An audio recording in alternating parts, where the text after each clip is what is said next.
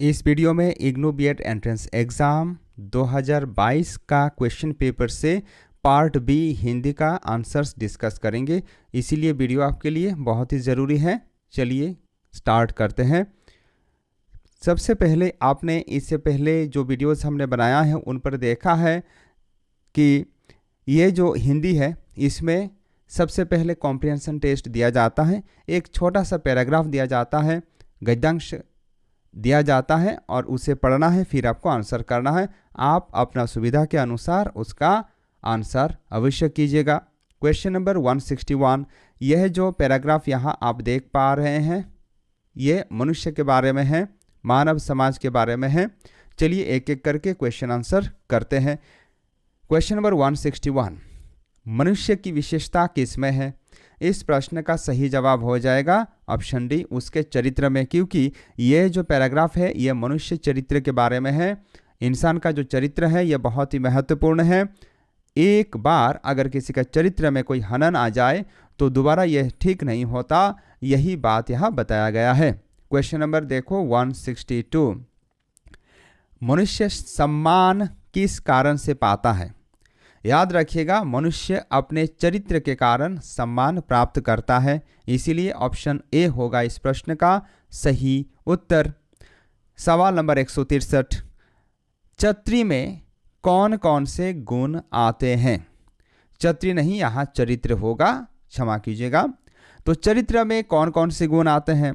चरित्र में सत्यता तथा वचन प्रतिबद्धता, अर्थात आपको सच बोलना है और आपने जिसको जो वचन दिया है, जो वादा आपने किया है कि मैं यह करके दिखाऊंगा, आपको अमुक तिथि के अनुसार अमुक तिथि के अंदर मैं आपका कार्य कर दूंगा, यह आपने अगर एक बार बोला है तो बिल्कुल आपको इसे पूर्ण करना है, इसे कंप्लीट भी करना है, इसे प्रतिबद्धता कहा जाता है। तो यह मनुष्य का बहुत ही महत्वपूर्ण गुण है।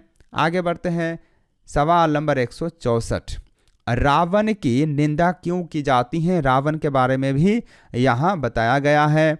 तो रावण की निंदा इसीलिए की जाती है क्योंकि उसका स्वभाव राक्षसी था, उसका कर्म राक्षसी था, इसी के कारण रावण को सम्मान नहीं दिया जाता, याद रखिएगा। आगे बढ़ते हैं। क्वेश्चन नंबर 165, विद्यावान का मान कब होता है? विद्यावान, जो विद्या अर्जन किए हैं, जो व्यक्ति जो सज्जन है, उन्हीं को विद्यावान कहा जाएगा। तो जब वो विनय तथा चरित्र से युक्त हो, ऐसा व्यक्ति जिनका स्वभाव में विनय ना हो और उनका चरित्र गिरा हुआ हो, तो उन व्यक्ति को विद्यावान नहीं माना जाता। क्वेश्चन नंबर 166, महात्मा में कौन सा समास है? महात्मा यह जो शब्द है इसमें कौन सा समास है आपको बताना है। याद रखिएगा, महात्मा यह शब्द जो है इसमें कर्मधारय समास है।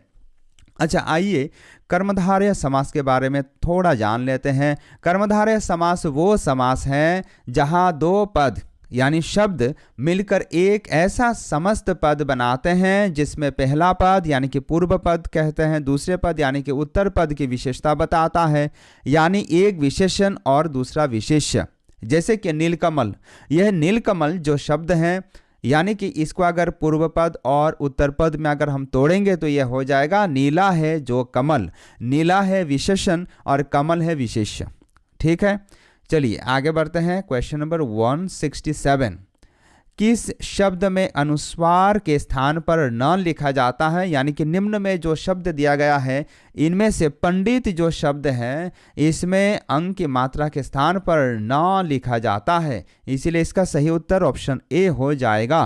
क्वेश्चन नंबर 168, कौन सी भाववाचक संज्ञा है? बचपन, पानी, नदी, समुद्र, इनमें से भाववाचक संज्ञा यानी कि नाउन, प्रॉपर नाउन है ऑप्शन ए बचपन। ये बचपन जो संज्ञा है ये एक एब्स्ट्रैक्ट नाउन है। एब्स्ट्रैक्ट नाउन यानी कि भाववाचक संज्ञा इसे कहते हैं। उन शब्दों को एब्स्ट्रैक्ट नाउन भाववाचक संज्ञा कहते हैं जो किसी व्यक्ति, वस्तु या स्थान के गुण, दशा, अवस्था, भाव या फिर क्रिया के व्यापार का बोध कराते हैं, जिन्हें देखा या छुआ नहीं जा सकता, केवल महसूस किया जा सकता है। जैसे मिठास, बचपन, बुढ़ापा, क्रोध, वीरता, ईमानदारी, खुशी आदि। इसके बाद चलिए आगे बढ़ते हैं। क्वेश्चन नंबर 169, क्षय ध्वनि किसके अंतर्गत आती है? तो याद रखिएगा ये जो क्षय ध्वनि है ये संयुक्त वर्ण के अंतर्गत आती है, इसीलिए इस प्रश्न का सही उत्तर ऑप्शन सी होगा। आगे बढ़ते हैं। क्वेश्चन नंबर 170, इनमें से विराम चिन्ह नहीं है। आपको बताना है नीचे जो शब्द दिए गए हैं जैसे कि अवतरण, अल्प विराम, पूर्ण विराम, विस्मय आदि बोधक। देखिए अल्प विराम में कॉमा से सूचित किया जाता है, पूर्ण विराम में फुल स्टॉप यानी कि इस प्रकार सूचित किया जाता है, विस्मय बोधक में इस प्रकार सूचित किया जाता है, लेकिन अवतरण में विराम चिन्ह नहीं होता। इसीलिए इस प्रश्न का सही उत्तर ऑप्शन ए अवतरण हो जाएगा। वीडियो आपको कैसा लगा या लग रहा है ज़रूर हमें कमेंट करके बताइएगा। आगे अपना दोस्तों में भी शेयर कीजिएगा, लाइक भी कीजिएगा, हाइप भी दीजिएगा यारो। 171 नंबर सवाल आपके लिए, संज्ञा के भेद हैं। यानी कि संज्ञा यानी कि विशिष्ट जो नाउन है ये कितने प्रकार हैं? याद रखिएगा संज्ञा 5 प्रकार होते हैं। जैसे कि व्यक्तिवाचक संज्ञा यानी कि प्रॉपर नाउन, जो किसी व्यक्ति का, वस्तु का, स्थान का नाम सूचित करता हो उसे व्यक्तिवाचक संज्ञा कहा जाता है, जैसे कि दिल्ली, मथुरा, पुरी, काशी। जातिवाचक संज्ञा इसके बाद दूसरा वाला है कॉमन नाउन, इसे कहा जाता है इंग्लिश में, जैसे कि किसी प्राणी, स्थान या वस्तु की पूरी जाति को जो शब्द से बोध करवाया जाता है उसे कॉमन नाउन कहा जाता है, जातिवाचक संज्ञा कहा जाता है, जैसे कि लड़का, लड़की, शहर, नदी, शेर आदि। इसके बाद वाला जो भाग है यह है भाववाचक संज्ञा यानी कि एब्स्ट्रैक्ट नाउन। इसके द्वारा किसी भाव, गुण, अवस्था या दशा का बोध कराया जाता है, जैसे बुढ़ापा, मिठास, बचपन, क्रोध, सुख आदि। इसके बाद वाला है समूहवाचक संज्ञा यानी कि इसे इंग्लिश में कलेक्टिव नाउन कहा जाता है। कलेक्टिव नाउन कौन सा नाउन है? किसी समूह या समुदाय का बोध करवाने वाले जो शब्द होते हैं उन्हें कलेक्टिव नाउन, समूह बोधक या समूहवाचक संज्ञा कहा जाता है, जैसे कि सेना, कक्षा, पुलिस, भीड़, परिवार, झुंड आदि। इसके बाद है पांचवा है मटेरियल नाउन यानी कि द्रव्यवाचक संज्ञा, जैसे कि जो शब्द धातु, द्रव, अनाज आदि किसी पदार्थ का नाम हो उसे मटेरियल नाउन कहा जाता है, द्रव्यवाचक संज्ञा कहा जाता है, जैसे सोना, चांदी, हीरा, पानी, पेट्रोल आदि। ठीक है, याद रखिएगा। चलिए आगे बढ़ते हैं। क्वेश्चन नंबर 172, हवा का पर्यायवाची है, यानी कि हवा का पर्यायवाची क्या है? याद रखिएगा हवा का पर्यायवाची है बयार। हवा का और भी कुछ पर्यायवाची शब्द हैं जैसे कि वायु, पवन, बयार, अनिल, समीर, बात, मारुत, पवमान, प्रवंजन, समीरन, मातरिश्वा आदि। आगे बढ़ते हैं। क्वेश्चन नंबर 173, पृथ्वीराज रासो किस काल की रचना है? पृथ्वीराज रासो आदिकाल की रचना है, इसीलिए ऑप्शन ए इसका सटीक उत्तर होगा। आगे बढ़ते हैं। क्वेश्चन नंबर 174, प्रत्यय युक्त शब्द हैं आजन्म, खुशबू, एक हरा, पगड़ी। इनमें से प्रत्ययवाचक अगर शब्द हम ढूंढेंगे तो यह हो जाएगा आजन्म जो है यह प्रत्यय युक्त शब्द है। बाकी खुशबू, एक हरा, पगड़े इनमें प्रत्यय लगा हुआ नहीं है। ठीक है, चलिए आगे बढ़ते हैं। क्वेश्चन नंबर 175, बड़ी और छोटी किस प्रकार के वर्ण हैं? याद रखिएगा बड़ी और छोटी तालव्य वर्ण हैं, जैसे कि द, त, थ ये सब क्या है? दंत्य वर्ण है। इस प्रकार छोटी बड़ी तालव्य वर्ण है, याद रखिएगा। चलिए आगे बढ़ते हैं। Question number 176, here is the question, ये रहा प्रश्न। आंखें बिछाना किस मुहावरे का अर्थ क्या है? तो आंखें बिछाना इसका अर्थ क्या होता है? बहुत इज्जत देना।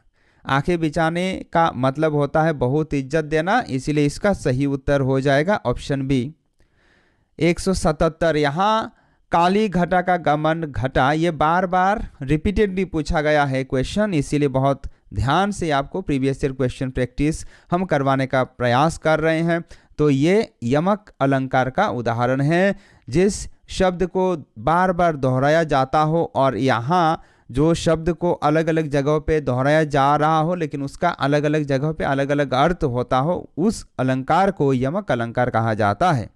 आगे बढ़ते हैं, 178 नंबर सवाल आपके लिए। आग कौन सा शब्द है? याद रखिएगा, आग जो शब्द है ये तद्भव शब्द है, क्योंकि इसका जो तत्सम रूप है यानी कि संस्कृत वाला जो रूप है यह है अग्नि। याद रखिएगा, तद्भव शब्द किन्हें कहते हैं? जो शब्द संस्कृत से निकले हैं लेकिन समय के साथ साथ उनके रूप में भी परिवर्तन आ गया है। जैसे आम, ये संस्कृत से आया हुआ शब्द है, संस्कृत में आम को अम्र कहते हैं। आग संस्कृत शब्द अग्नि से आया है, ठीक है। देशज शब्द कौन सा है? याद रखिएगा, जो शब्द जिनकी उत्पत्ति का कोई निश्चित स्रोत पता नहीं होता लेकिन वे देश या स्थानीय भाषाओं की बोलचाल से हिंदी में शामिल हो जाते हैं, उन्हें देशज शब्द कहते हैं। जैसे कि लोटा, खिड़की, पगड़ी, खिचड़ी आदि। इसके साथ साथ विदेशज शब्द कौन सा है आइए जान लेते हैं। कुछ ऐसे शब्द हैं जो किसी विदेशी भाषा जैसे अरबी, फारसी, तुर्की, अंग्रेजी, पुर्तगाली आदि से हिंदी भाषा में लिए गए हो, उन्हें विदेशज शब्द कहा जाता है। जैसे कि अदालत, किताब, कमीज, गमला, कंप्यूटर, ये सब विदेशी शब्द हैं। क्वेश्चन नंबर 179, पुस्तक कौन सा शब्द है? याद रखिएगा, पुस्तक संस्कृत जो शब्द है इसका ये पुस्तकम है, तो पुस्तकम शब्द से पुस्तक आया हुआ है हिंदी में, इसीलिए ये तत्सम शब्द का उदाहरण है। तत्सम शब्द कौन सा शब्द होते हैं? वे शब्द जो संस्कृत से हिंदी भाषा में बिना किसी बदलाव के ज्यों के त्यों ले लिए जाते हैं, उन्हें तत्सम शब्द कहते हैं। जैसे कि सूर्य, रात्रि, पुस्तक आदि। आगे बढ़ते हैं, क्वेश्चन नंबर 180 और यही अंतिम सवाल है। निम्नलिखित में से किसके प्रथम तथा तृतीय चरण में 13-13 तथा द्वितीय व चतुर्थ चरण में 11-11 मात्राएं होती हैं? इसका जो सही जवाब है यह हो जाएगा ऑप्शन है दोहे में। आइए जान लेते हैं ये चौपाई क्या है, सोरठा क्या है, रोला क्या है। सबसे पहले हम जानेंगे ये चौपाई क्या है। चौपाई हिंदी कविता का एक मात्रिक समझ छंद है जिसमें 4 चरण होते हैं और हर चरण में 16-16 मात्राएं होती हैं, इसे चौपाई कहा जाता है। इसके बाद सोरठा, ये सोरठा क्या है? देखिए, सोरठा एक अर्ध सममात्रिक छंद है जो दोहे का उल्टा होता है। इसमें कुल 4 चरण होते हैं और उसके पहले व तीसरे चरण में 11-11 मात्राएं होती हैं, जबकि दूसरे व चौथे चरण में 13-13 मात्राएं होती हैं। विषम चरणों जैसे कि पहले और तीसरे में अंत में एक गुरु और एक लघु मात्रा होना आवश्यक है। किसमें? सोरठा में। दोहे में क्या है? देखिए, दोहा हिंदी और भारतीय साहित्य का एक अर्ध सम मात्रिक छंद है जो 2 पंक्तियों का होता है और इसमें कुल 4 चरण यानी कि 2 पंक्ति होते हैं, जिसमें पहले और तीसरे यानी कि विषम चरण में 13-13 मात्राएं होते हैं और दूसरे व चौथे चरण में यानी कि सम चरण में 11-11 मात्राएं होती है। इसके बाद रोला, ये रोला छंद कैसा है?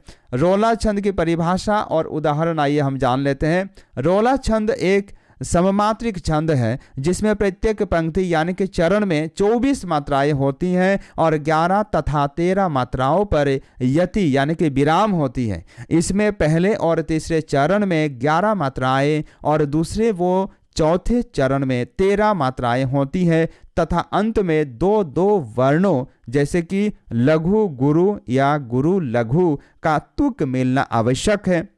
यह दोहा छंद का उल्टा होता है और लोकगीति में अधिक प्रयोग होता है। तो यह है चारों जो छंद हैं, चारों जो अलंकार हैं, इनके बारे में हमने बताया है।